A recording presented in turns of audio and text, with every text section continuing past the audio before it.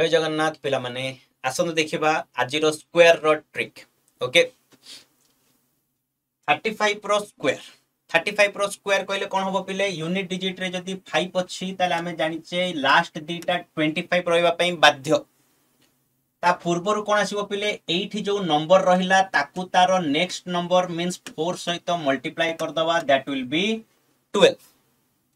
जेमिति एई जगह रे 5 रो स्क्वायर अछि माने 25 आसीबो। ए 5 को तारो नेक्स्ट नंबर दैट इज 6 सहित मल्टीप्लाई कर देले केते आसी जीवो पिले ना 30। जेमिति 85 अछि स्क्वायर कर देले 25 तो एठी 8 रो नेक्स्ट नंबर होचे 9।